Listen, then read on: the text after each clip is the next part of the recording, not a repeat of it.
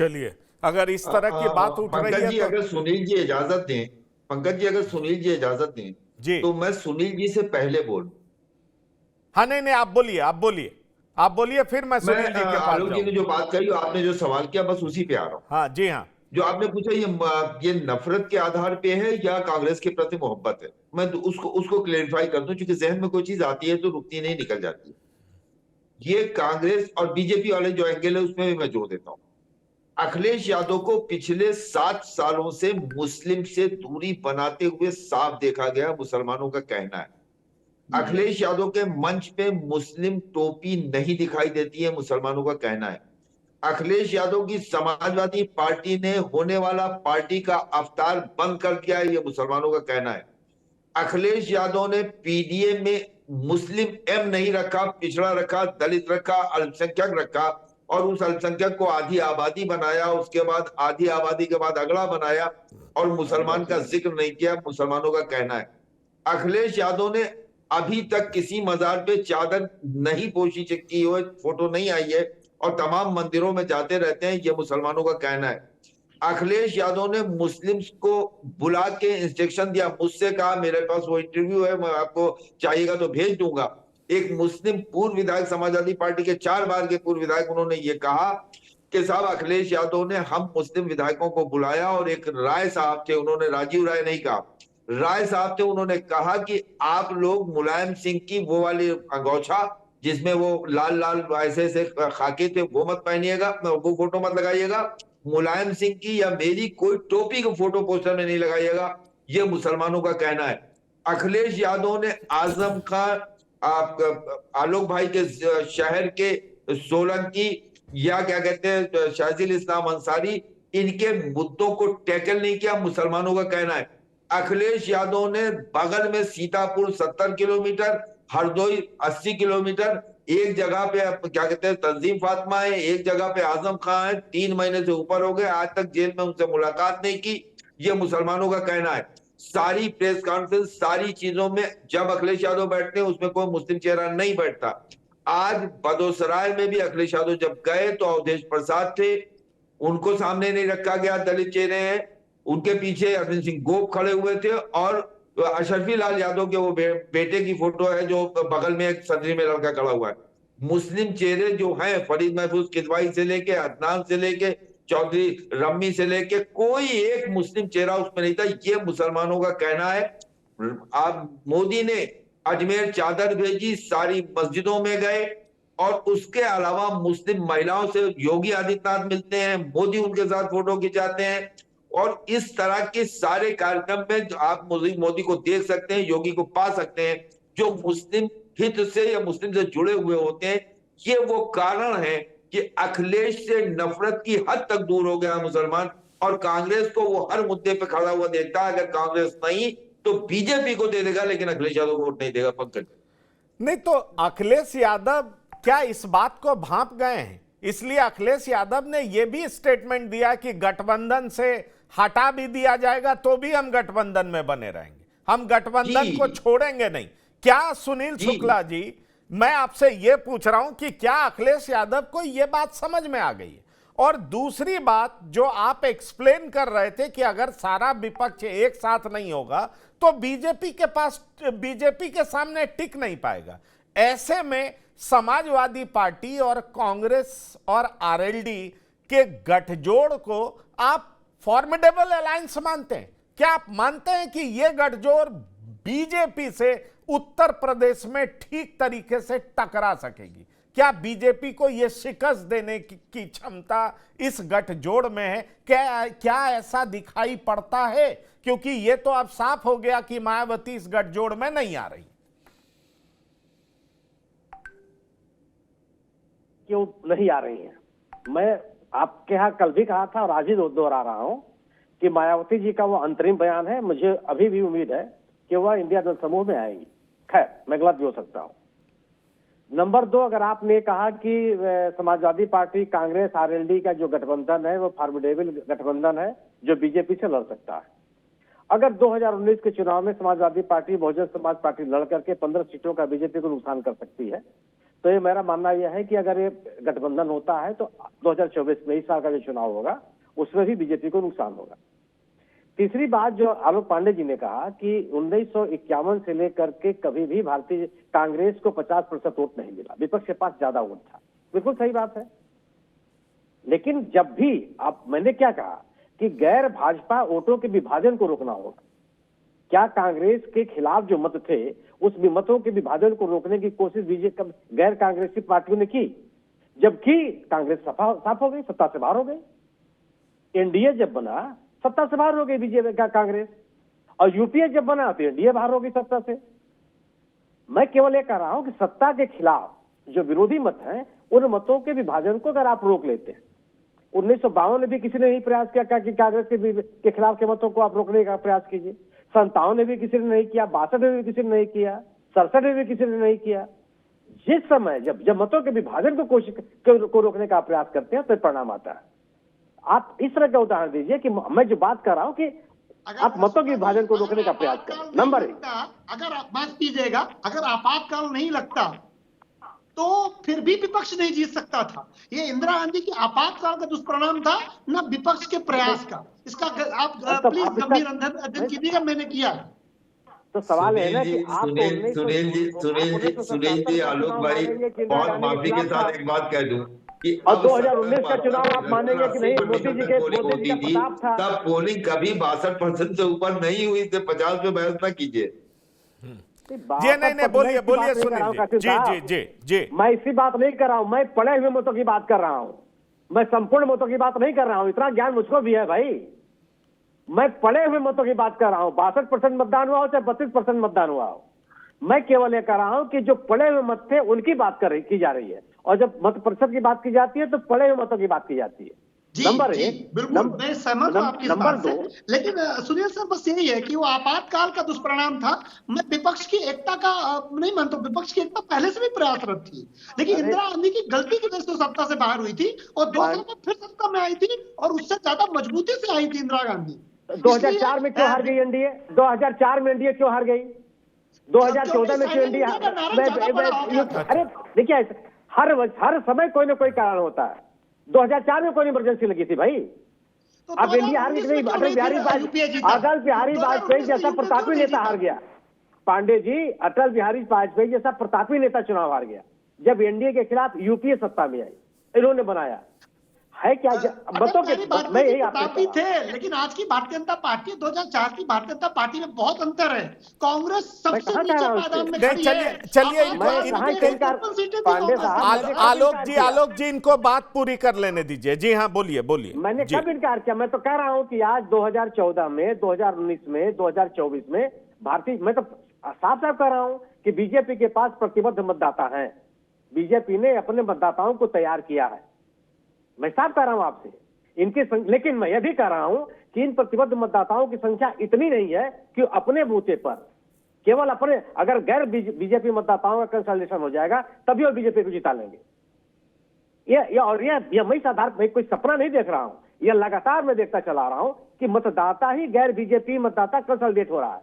कर्नाटक में कंसोलिडेट हुआ, तेलंगाना में कंसोलिडेट हुआ। अब हालत देखिए आप कि जो पार्टी मणिपुर में, मिजोरम में मिजो नेशनल फ्रंट जैसी पार्टी हार गई केवल बीजेपी की नजदीकी के कारण, और गैर बीजेपी मतदाता जो था वह मिजो नेशनल फ्रंट के खिलाफ 2-2.5 साल पहले अस्तित्व में आई पार्टी के साथ खड़ा हो गया और फिर बीजेपी को हरा दिया। राजस्थान में देख लीजिए आप, राजस्थान में आप देख लीजिए ना, राजस्थान, मध्य प्रदेश और छत्तीसगढ़ तीनों में देख लीजिए कि अगर आप एक साथ अगर विपक्ष एक साथ मिलकर लड़ा होता, मैं कह रहा हूं, मेरी बात का समर्थन कर रहे हैं, मेरे केवल स्थिति यह है कि बीजेपी का प्रतिबद्ध मतदाता है, बीजेपी के साथ लगा हुआ है, उसने बीजेपी का साथ नहीं छोड़ा इन तीनों राज्यों में जिसमें आप जीत की बात कर रहे हैं। और आप तेलंगाना में देख लीजिए, 2000 के सीआर साहब के खिलाफ बीजेपी बड़ी ताकतवर रही थी कांग्रेस के मुकाबले, 4 सीट जीत करके आई थी लोकसभा में, कांग्रेस 3 सीट पर सिमट गई थी। और हैदराबाद निगम के चुनाव में बीजेपी को 48 सीटें मिली थी, कांग्रेस और नीचे चली गई। लेकिन बाद में जब राजनीतिक स्थितियां बदली, लोगों ने बीआरएस से असंतुष्ट लोगों ने बीजेपी को स्वीकार नहीं किया। प्रश्न केवल इस बात का है कि अगर आप, और स्थिति बनती जा रही है ना, मतों का विभाजन नहीं हो रहा है, जो लोग बीआरएस से नाराज थे वो कांग्रेस के साथ नहीं, वो बीजेपी के साथ नहीं गए। जो बीजेपी से नाराज लोग थे वो बीआरएस के साथ नहीं गए, वो कांग्रेस के साथ चले गए। और अब तेलंगाना में कांग्रेस ने ऐतिहासिक जीत दर्ज कर ली। तेलंगाना की 119 सीटों में कांग्रेस को कभी समर्थन बहुमत नहीं मिला था जब आंध्र प्रदेश का पार्ट हुआ करता था। यह एक इतिहास है वहां का। आज की स्थिति यह है कि मेरा अपना मानना है कि आज का मतदाता दो भागों में बटा हुआ है, या तो बीजेपी के साथ है या बीजेपी के खिलाफ है। आप केवल मुस्लिम मतदाताओं जिसकी बात आप कर रहे हैं, पांडे जी के साथ कोई आदमी मिलता हुआ कहता है कि साहब मैं समाजवादी पार्टी को वोट नहीं दूंगा लेकिन वो बीजेपी को वोट दे देगा, तो क्या बीजेपी ने टोपी पहन ली? क्या बीजेपी आजम खान के पास चली गई? क्या बीजेपी चादर चढ़ाने चली गई? क्या बीजेपी अल्पसंख्यकों के मुद्दों के साथ खड़ी हो गई? कौन सा मुद्दा आ गया? सवाल इस बात का है कि अरे भाई सुन तो लीजिए पांडे साहब, 2022 के विधानसभा के चुनाव में जिस बड़े पैमाने पर अल्पसंख्यकों ने समाजवादी पार्टी का साथ दिया, समाजवादी पार्टी अल्पसंख्यकों के मुद्दों पर लड़ती हुई नजर कहीं नहीं आई, किसी मुद्दे पर नजर नहीं आई। किसी का मकान गिरा गया, किसी का दुकान गिरा दिया गया, किसी की गिरफ्तारी हो गई, किसी मुद्दे पर सड़क पर दिखाई नहीं पड़ी हो। अखिलेश यादव जिस आक्रामकता के साथ विधानसभा के अंदर दिखाई पड़े, वह उस आक्रामकता के साथ तो किसी मुद्दे पर सड़क पर नहीं दिखाई पड़े। नाराजगी लोगों के अंदर है कि अगर आप उनके मुद्दों के साथ खड़े होने के लिए तैयार नहीं है तो आपके साथ क्यों जाएगा? जो मायावती का प्रतिबद्ध मतदाता अल्पसंख्यक होता था उसने क्यों छोड़ दिया उनका साथ? 2019 में, 2014 में, 2017 के विधानसभा के चुनाव में अल्पसंख्यकों ने मायावती जी को अपना विकल्प माना था, लेकिन क्यों छोड़ के चले गए वो?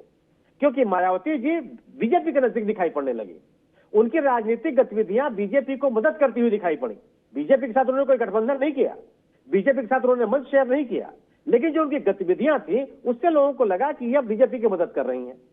और जो उनका अल्पसंख्यक स्ट्रांग सपोर्ट होता था बीएसपी का, छोड़ के चला गया वो। आप 2019 में जो वोट पड़े थे बीएसपी को, आप 2022 में क्यों नहीं रह गया वो? आप 2019 के चुनाव में गठबंधन के बावजूद जो समाजवादी पार्टी का मत है वो नहीं बढ़ा, बहुजन समाज पार्टी का मत बढ़ गया और उसकी सीट संख्या भी बढ़ गई। लेकिन 2022 में वह 12 से 13% सिमट कर रह गई मायावती जी, और उसका सबसे बड़ा चंक था अल्पसंख्यक मतदाता जो उनको छोड़ के चला गया। और आज की स्थिति क्या है? दलित वोट भी मायावती जी के साथ। मैं आज भी मानता हूं कि दलित लोगों के बीच में सर्वाधिक सम्मानित नेता मायावती जी हैं, बशर्ते वो मैदान में तो हो। आज की स्थिति क्या है? दलित मतदाता कहां चल, घोसी में क्यों नहीं दे दिया मायावती जी कहने पर? खतौली में क्यों नहीं दे दिया मायावती जी कहने पर? वो कैसे चला गया विपक्ष के साथ? वो कौन से वो मतदाता थे जिन्होंने घोसी के मतदान में 20% वोट बढ़ा दिया समाजवादी पार्टी का?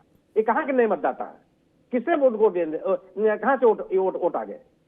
सवाल ये नहीं है। आज कोई किसी वर्ग का मतदाता, केवल भारतीय जनता पार्टी को छोड़ के किसी पार्टी के पास प्रतिबद्ध मतदाता नहीं। थोड़े मोड़े समर्थक उनके हैं, पार्टी के वर्कर होंगे, बीजेपी के पास प्रतिबद्ध मतदाता है। लेकिन अगर आप जो बीजेपी से संतुष्ट राजनीति करना चाहते हैं, बीजेपी के खिलाफ अगर आप राजनीति करना चाहते हैं, तो बीजेपी के खिलाफ आपको खड़ा होना पड़ेगा। और अगर आप नहीं खड़ा होंगे तो आपका मतदाता आपका साथ छोड़ के चला जाएगा। ठीक है आलोक जी आप जवाब दीजिए। आगे भी होगा। आलोक जी जवाब दीजिए। देखिए सुनील जी जो कह रहे हैं वो ठीक है, लेकिन एक पक्ष है, अखिलेश यादव अगर मुसलमानों के साथ नहीं खड़े दिखे तो हिंदुओं के साथ कितना दिखे? वो किसी के साथ खड़े नहीं दिखे। इसलिए ये कहना कि मुसलमानों को जब घर गिर रहा था तो नहीं दिखे, हिंदुओं का घर गिर रहा था तो कौन दिख गया अखिलेश यादव? पहली बात यह है। दूसरी बात रही कि कर्नाटका में बदल दिया कांग्रेस में। बार बार कहता हूं, मुसलमान कर्नाटका में इसलिए गया क्योंकि उसकी अपनी पूंजी थी वोट बैंक की। तेलंगाना में इसलिए गया क्योंकि उसकी अपनी पूंजी थी कांग्रेस के अपने वोट बैंक की। इसलिए 2-4% ट्विस्ट हो गया मुसलमानों का वोट। 90% वोट नहीं मिल गया समाजवादी पार्टी की तरह मुसलमानों का। आप सर्वे देख लीजिएगा। तो इसलिए मैं इस बात से आज एक बार एग्री हुआ हूं, जो मैंने एक रिसर्च की, भले वो बंदा एक था, कि इतनी नाराजगी अगर है तो समाजवादी पार्टी के लिए खतरा हो सकता है। ये बात अलग है। लेकिन रही बात यह कि बीजेपी के पास प्रतिबद्ध मतदाता है, बाकी किसी के पास नहीं है। बीजेपी के मतदाता को इतना कम है, 45 से 50% है प्रतिबद्ध मतदाता, और ये बिखरा हुआ स्कैटर्ड मतदाता है, और जिसके नेता रोज ऐसे लड़ते हैं जिसे गली क्या, हम उसके आगे नहीं कहेंगे। क्या कहूं मैं? ये इंडिया गठबंधन है जो सीट तय नहीं कर पा रहा। ये इंडिया गठबंधन है जो एक दिन मायावती की बेइज्जती करता है, दूसरे दिन कहता है कि उनका सम्मान करते हैं। ना हंसता है ना रोता है। ये इंडिया गठबंधन, ये इंडिया गठबंधन है जो पंजाब में कांग्रेस को 0 सीटें देता है। ये इंडिया गठबंधन है जो ममता बनर्जी 2 सीटों की बात करती है बंगाल में। ये यूनिटी है। इस यूनिटी के साथ आप बीजेपी को हराएंगे। ऐसी यूनिटी अगर बनाए रखेंगे तो ये 2029 में भी नहीं जीतेंगे। 24 की तो बात छोड़ दीजिए, टक्कर देने की बात छोड़ दीजिए। इस यूनिटी के साथ अगर ये जाएंगे, इस लड़ाई के साथ अगर ये जाते हैं तो बीजेपी को ये 400 से ज्यादा सीटें जीतेगी। राजीव गांधी का रिकॉर्ड टूटेगा। भारतीय जनता पार्टी 400 प्लस जीतेगी। अगर इसी तरह की यूनिटी ये दिखाते रहे, आप मान के चलिए जो बीजेपी का विरोधी मतदाता है वो इंडिया गठबंधन से नाराज है, नाखुश है, और कहीं ऐसा ना हो कि इंडिया गठबंधन से नाराजगी में बीजेपी को वोट दिया है कि वोट खराब करने से अच्छा है कम से कम ये खुशी मिले कि हमने जीतने वाली पार्टी को वोट दिया है। इसलिए इंडिया गठबंधन के लोग और इंडिया गठबंधन की विचारधारा के समर्थक सारे लोगों को बात ध्यान देना होगा कि उनको गठबंधन का एक नेता का सामान्य शिष्टाचार व्यवहार करना ही पड़ेगा। ऐसे ही आप लड़ते रहोगे तो आपको ऐसा ना हो कि आपकी जमानतें जब्त हो जाएं। बिल्कुल बिल्कुल। और इसीलिए आज भी मीटिंग हुई समाजवादी पार्टी और कांग्रेस के बीच में। समाजवादी पार्टी की तरफ से कहा गया कि हाँ, हम लोग आधा दूरी तय किए हैं, अभी भी आधा चलना बाकी है। सवाल यह उठता है कि चुनाव पास है, भाजपा हर तरह की तैयारी कर रही है, लेकिन समाजवादी पार्टी अभी भी कह रही है कि हम लोगों ने आधा दूरी तय की है। तो ये एक सवाल तो उठता ही है कि आखिरकार इंडिया गठबंधन कर क्या रहा है? इंडिया गठबंधन में क्या सब कुछ सही है, या एक वोट बैंक के चक्कर में या मजबूरी में सब आपस में आने की कोशिश कर रहे हैं? यह भी एक बड़ा सवाल है। और सवाल यह भी है कि अखिलेश यादव ने जो सपना देखने की बात कही है उसमें दम क्या है? महेंद्र सिंह जी, मैं यही आपसे पूछना चाह रहा था, बीच में लगा आप कहीं चले गए हैं इसलिए मैं आपसे सवाल नहीं कर पाया। यही सवाल मैं आपसे पूछना चाह रहा हूं। देखिए पंकज जी, ये चर्चा करना मुझे नहीं लगता है कि ठीक है। इंडिया गठबंधन इसी पूरे जो उनका एक साथ आने का जो मुहिम चली वो इसी पे चली कि एक के बदले एक, कि वो भारतीय जनता पार्टी के खिलाफ एक कैंडिडेट दे पाए। और अगर वो ये नहीं कर पाते हैं तो निश्चित रूप से 2024 का चुनाव उनके लिए बहुत ही मुश्किल होने वाला। और जो निश्चित रूप से मैं एकदम सहमत हूं कि उनके जो समर्थक हैं वो निराश है जिस गति से इस गठबंधन में जो नेतृत्व है वो आगे बढ़ रहा है। हालांकि बहुत तेज शुरुआत जो है नीतीश कुमार ने की, और उन्होंने ही बोला, और ये बार बार हम लोग सुनते हैं नीतीश कुमार और केसी त्यागी को, कि हमारी पूरी कोशिश है कि भारतीय जनता पार्टी के खिलाफ एक कैंडिडेट दिया जाए। लेकिन जिस प्रकार से एक नेतृत्व होता था, चाहे अगर हम एनडीए गठबंधन की बात करें तो जो एक शरद यादव जिस भूमिका में रहते थे, या हम यूपीए की बात करें तो हरकिशन सिंह सुरजीत जिस भूमिका में रहते थे, वैसा इंडिया गठबंधन के साथ होता हुआ नहीं दिखाई दे रहा है। और वो एक जो कॉमन मिनिमम प्रोग्राम जिस तरीके से एनडीए ने बनाया था या यूपीए ने फिर बनाया, उस तरीके से कोई एक जो है एक जो कॉमन घोषणा पत्र ला पाने में ये लोग सफल नहीं हो पाए हैं। और ये तमाम चीजें हैं जो भारतीय जनता पार्टी के खिलाफ जो मतदाता है उसको जोड़ने की, उसको पोलिंग बूथ तक लाने की जो भी रणनीति है वो बनाने में अभी तक इंडिया गठबंधन के जो है नेता मुझे नहीं लगता है कि ये सफल रहे हैं। और उनके समक्ष बहुत बड़ी चुनौती है जिस प्रकार से भारतीय जनता पार्टी जो आप देखिए कि उनकी कितनी जो इलेक्शन स्ट्रैटेजी है, जो इलेक्शन मैनेजमेंट है, वो सिर्फ कैंपेन तक नहीं जुड़ा हुआ है। वो उन्होंने पूरी तरीके से पूरे साल भर पूरे अपने टेन्योर में प्लान कर रखा है कि कब क्या करना है, किस प्रकार से करना है, सीटों का बंटवारा कैसे करना है, किस सीट पे किसको लड़ाना है। तो इस पर और आप जो है अब चुनाव घोषणा इसी महीने के अंत तक हो सकती है। तो वैसे में आपके पास न नेतृत्व है, न एक साझा घोषणा पत्र है। तो किस प्रकार से जो भारतीय जनता पार्टी से मैं मानता हूं कि अगर मुसलमान मतदाता है या बाकी माइनॉरिटी जो नाराज है तो जाए कहां? आप एक आपने बहुत ही इंपॉर्टेंट बात कही महेंद्र सिंह जी। आपने ये कहा कि इंडिया गठबंधन के पास ना तो कोई हरकिशन सिंह सुरजीत टाइप संयोजक है जिसकी एक जिम्मेदारी होती थी, जबकि मुझे याद आता है हरकिशन सिंह सुरजीत के लिए कहा जाता था पावर विदाउट रिस्पॉन्सिबिलिटीज, ये विरोधी कहते थे। लेकिन फिर भी हरकिशन सिंह सुरजीत, जी हां, हरकिशन सिंह सुरजीत तमाम बीजेपी विरोधी पार्टियों को एकजुट करने में कामयाब थे। लेकिन अभी के इंडिया गठबंधन में ऐसा कोई नेता नहीं दिखता जो सबको एक साथ जोड़ सके। नीतीश कुमार ने पहल जरूर की, लेकिन एक के बाद दूसरे ही मीटिंग में वो हाशिए पर धकेले जाने लगे। हालत ये है कि रोज दिन ये खबर बाहर आ रही है कि नीतीश आज छोड़ेंगे कि कल छोड़ेंगे, छोड़ें या ना छोड़ें, लेकिन नीतीश नाराज हैं, इससे कोई इनकार नहीं कर सकता। सवाल ये भी, आपने ये भी कहा कि इंडिया गठबंधन का पर्पस ये था कि बीजेपी के उम्मीदवार के खिलाफ विपक्ष एक ज्वाइंट उम्मीदवार दे जो कि तगड़े तरीके से बीजेपी के खिलाफ मैदान में उतर सके। यह भी फिलहाल होता नजर नहीं आता है। आंध्र प्रदेश में जगन मोहन रेड्डी तैयार नहीं है, उड़ीसा में नवीन पटनायक तैयार नहीं है, केसीआर तेलंगाना में तैयार नहीं है, उत्तर प्रदेश में मायावती तैयार नहीं है, और कई सारी पार्टियां हैं जो तैयार नहीं है। और जो बाकी बचे इंडिया गठबंधन में एलाइज हैं, वो कहीं पे ममता कहती हैं हम 2 सीट से ज्यादा नहीं देंगे, नीतीश कहते हैं 17 पे हम लड़ेंगे ही लड़ेंगे। अभी अखिलेश क्या कांग्रेस के लिए कहेंगे, ये भी शब्द आना बाकी है। लेकिन इन सब के बीच आपने एक और बड़ी महत्वपूर्ण बात कही कि शायद इस महीने के अंत में ही चुनाव का डिक्लेरेशन हो जाए, और उससे पहले ही यह तय नहीं हो पा रहा है कि रन में उतरेगा कौन।